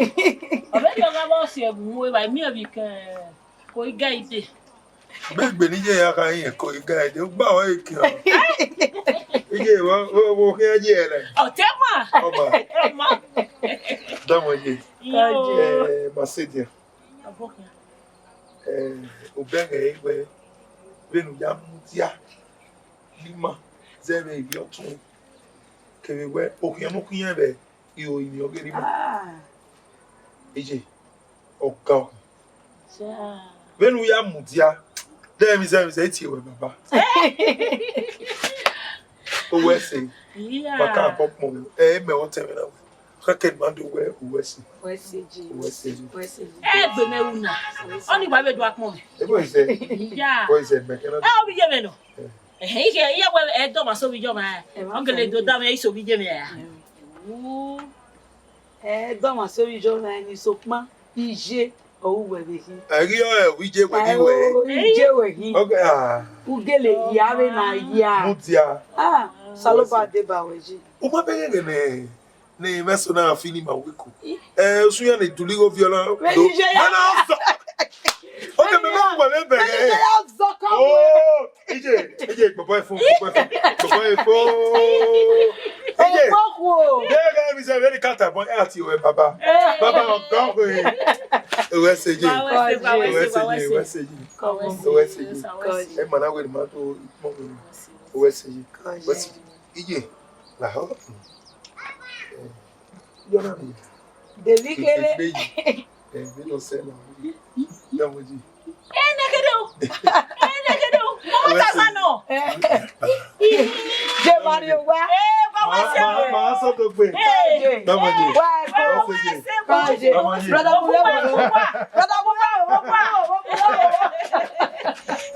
Whatever do. Wa we say. Igo na ki. Uku. Ona gbere. Na gbere 10,000. Uku mi. Ibi ka no de. O edo arigo ni me. Uwa ma o. Wa we say. Ore bani a o keri a we do lo e fi. Iyo mi je. Ko. Iyo owo wa. Iyo re ba. Ko. Iyo ori pire. Ina we. Ona nu we na wa re na. Samba we so. Uri de ke o kiare. Ende kebe. O gogo na ki e gogo ya ngere. O ime go mu. O ti e no bi e. O wi ya ko. Ye gba ki agi. O mu egbe mi no do ya mu go ni. Ita ma o. Ati e no bi e. No na ma. Ọmọ no enegbe. O sa we se o. E ma to itana. Oi be hin. O kina. E mi o gogo na hin. Wo ina be o. E mi o gogo te no. O ti na lo bi na we ya ka me. E ti ra won egbera o mi atuta ba onya ogbon. So ma isoko ti da fe mega e ma fi don. E ba dia ni ni. Okay. O pe ni be no ya gun. Ogbe me mo pa no ri do ta ma mi. Obo ma gege ni na gbo ti yin. Adeye do ti yin ra gbon. E ma wo ti yin ogba ilu ni re. O ma mo pa yan ya yo. O pe ni je mo wa o pe. O pe ni je ti ma ze. Nfua. E na we ma fi don a. O ni we wa we so ma fi yi. La ma fe nfua sa ba no ge fe la yin we gbere o. Iya. Na kemi a obi agu awo amon ogbe amega gu awo do ogbe na weken I ma fi don ni me pa ya won be go na oyin mozuo ni oyin mozuo na me ma pa gbe bi di no de no to go ja mi na iye ga pa gbo han gbo mu dia la mo ni go nu te mo gogo na se gbogbo ma pa gbe bi di wo Idowu are mi omo nu guri e no ri ene si I ma fi don na ba kan o so ba wa fi obo de kon yo igbe gbogbo ege ogege gu ekon gwedu ihe ohare ehwe ya pa wa ehwe ya pa wa ni mo fuwa mo ni ma fi don kan o ma gbon ni kian mo mi je me wese amefe na kala o dede what's that kai kian o wa ya se media Oma. Ko. Lai ya be se wa. Oma la wo ga fi ma ho wa. Yo, pese mi are. Oma. E se fi. E o se pe. Wa so gba ri e ba e o. Iyo bi je me. Ko. Ma fi don wa gon bi je me wa vie gege ni ma fi don no zuwa. Ma fi don no mama. Ma fi don no mudan no. Mudan pe ani hin. Otis ogiwe fania oya ogigbere no do ya so ari e ba no ri ehi o ba gbon saga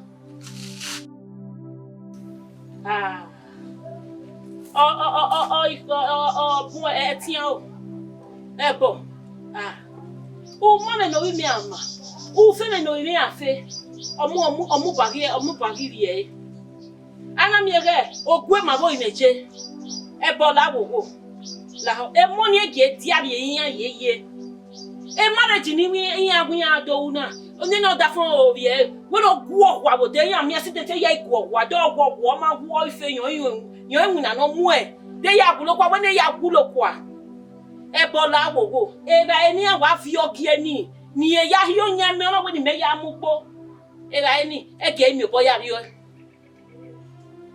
ege mi bo ya ri o Give amu asen eke we le gbe ri go kie eke we le gbe mi yo bowo bo ye ibi eni gbeli yan o na wu yan ru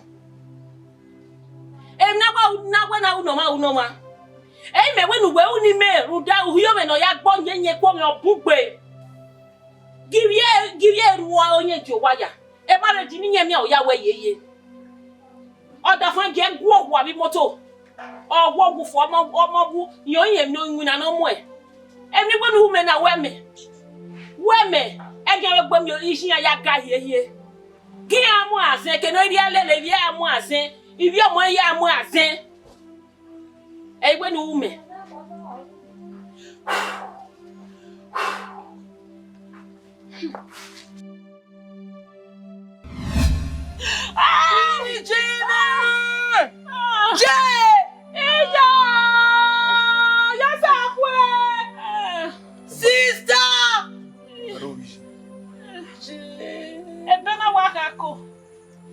Akona mo Okay. DJ. Akona wa mo, akona mo a. DJ, akona here. Mi jeme. La ideni kwala sema. Ama se ya bona. Yes. Ideni kwala sema. Yosa kwe. Hey! Ya kwale do kola kona. Yosa kwe. Yosa kwe. Bime. Ala se no gboma gboma le lo ba yi a. Abi o te gboma. Yosa kwe do mi je be na. Ebi ka u ya mo pa meru le so ga ya ta ma ene. Ime ego ji no gboma no gwo o ji no gbo rama no gboma gwo le no wi no. Ime ego ji no rama no gboma gwo le no wi ya mi je be ki. Mo fo na. Imo bi je. Bibe. Igwi wa. DJ. Ina wo ki ma fi do. Ebe na wa mu Ina wo ki ma fi do. Ina mu ero wi ade. Ima ti je ma do. Ina mu ero wi ade. Ina go bi je mo pe beri e. Ina go bi je mo pe beri e. Ina go bi je mo pe beri e bi je ni wo. Wo je. O bi je ni wo mo o bibe. Lawo. Pagbe. E bo wo te no wa mu ero wi e. Pagbe ye ra wa. Egbe me na mi o ja. Ah, ti je ma se. Egbe me na mi o ja. Oge do wa kono. Odo ma to ge ni je. Wa de mi agi odo sa lo kwa. Agbowe gbegbe. Pagbe no sa. Pagbe mi wo pagbe. Agbowe gbegbe. O sa mi ra o sa lo mo we se. We kede ni akere ade. O ka gbo wa ma fi don. Eyi mu awoko eyi ka wo si ologo ma noro to na ije imbe go bi je me no bi je ni we mo ni je ko me ya lele imbe we ologo ma ni wa je kere ado ni je mo si eyo e. So brother, agbona no wa je na. Trust nobody. Wa no. Auntie Orima. Sister. Ndo ya kele pita wo Mommy. Ọmọ obi jọba. Wege ni oge de wa kono.